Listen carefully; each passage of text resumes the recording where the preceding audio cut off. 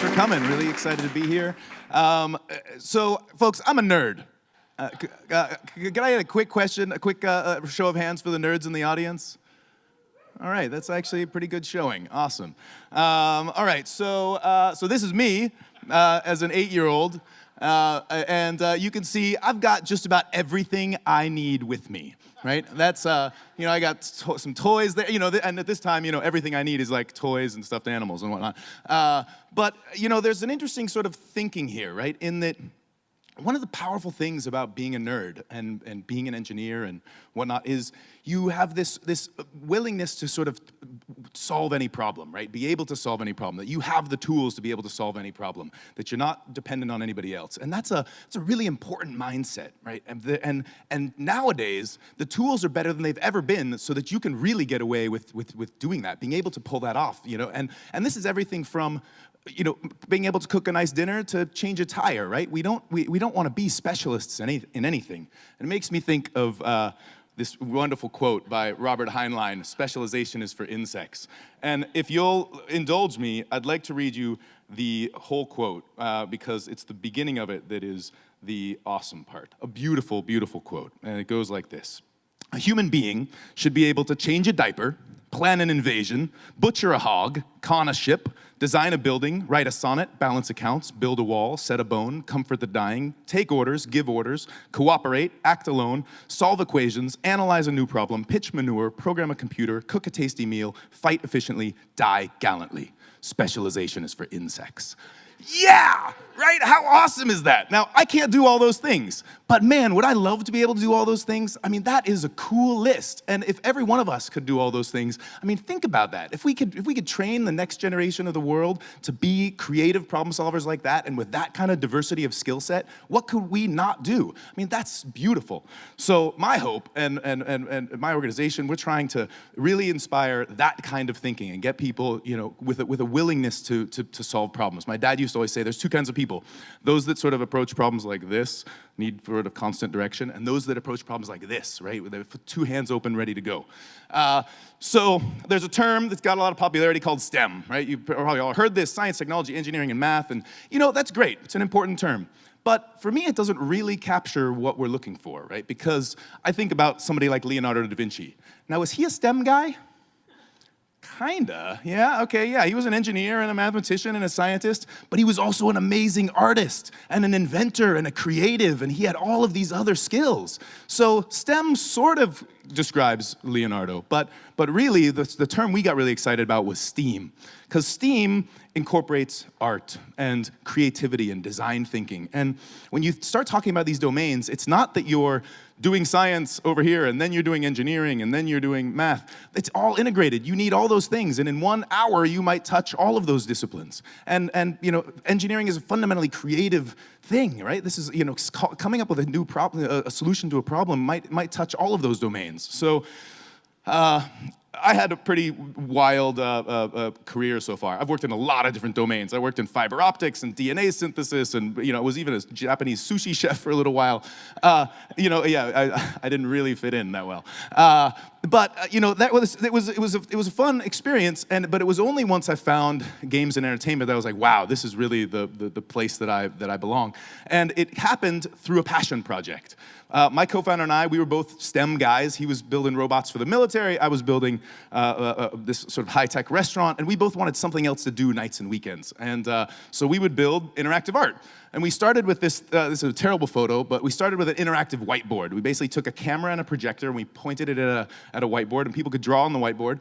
And what would happen is they would you would draw on it, the camera would pick up what you'd drawn, and the projector would project a physics simulation that would bounce off the stuff that you made. So we took that to parties, and people really liked it. It took us a weekend to make this thing because the tools are getting really easy. Computer vision is a lot simpler to use, and so people had a lot of fun. And so our confidence was bolstered, so we started making a lot of stuff. We tried to make something new every single month. So this is our 6-player game table. Real simple game, right? This is not Halo graphics or anything. We're talking real simple, 3-on-3 Pong. This is a snake game.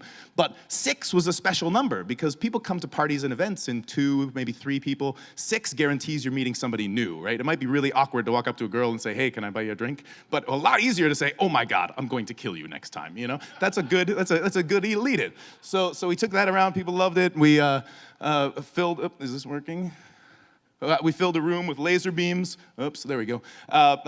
Laser beams and fog. I mean, this was super simple. We took the same thing, you know, a regular laser pointer, filled a room with fog. And my favorite part is everybody knows what to do in a room full of laser beams, right? I mean, you got to get around just like Mission Impossible or whatever.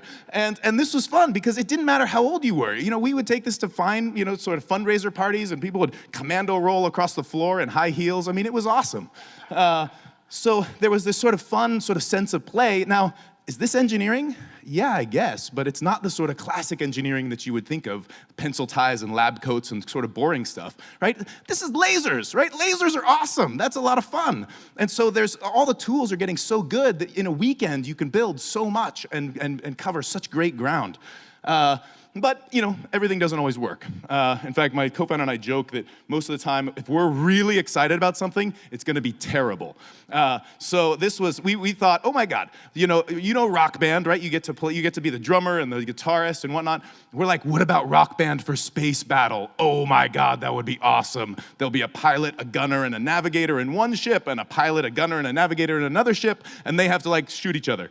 So we spent a month building this thing. 2 projectors, 4 displays, all sorts of inputs, big computers, network communication, the whole thing. And it all worked. And it was totally terrible. Like, we set it up for exactly 30 minutes, and everybody was like, what are we doing? Nobody had any idea where they were flying around. And so that thing saw about, 30 minutes of life. But you got to sort of break stuff in order to figure out where the answers are. And one of my favorite quotes is Madeleine Engel. She says, inspiration comes during work, not before it. Wow, that's totally rad, right? It's not like you're sitting on the couch and you just have this light bulb moment. No, you're actively engaged in something. You're working on a problem, and then you see, oh wow, this is totally stupid. Why are people doing it like this? This would be so much faster if I did it like this. Or you're in a domain and you have some other sort of thing that you saw and noticed, and all of a sudden it gives you a little bit of inspiration. So nothing like actively engaged in a project to change your thinking. Big wall of buttons was also a lot of fun, and it was right here that things got a little weird. We ended up with this, so we'd been taking these things to parties and events for a long time. Microsoft calls and says, hey guys, would you do that and come bring it to our E3 party? You know, E3 is the big video game conference, and we're like, what? Microsoft's calling and wants us to do their party? And we're like, wow, there's a business model here? Okay, sure. And they were, so they paid us, it was great. And pretty soon this rock band called, and they said, hey guys, we'd love you to help us build a music video. And like a good band of nerds, we said, absolutely, we'd love to help with that. And so they wanted to be able to dance with a machine. We brainstormed for a little while. We're like, hey, how about a Rube Goldberg machine? You guys know those things like like Mousetrap, the old game of Mousetrap. A ball rolls down a ramp, it hits a cat, the cat pops a balloon, the balloon, whatever. So we made one of those, and we said, hey, instead of dancing with a machine, how about it abuses you a little bit?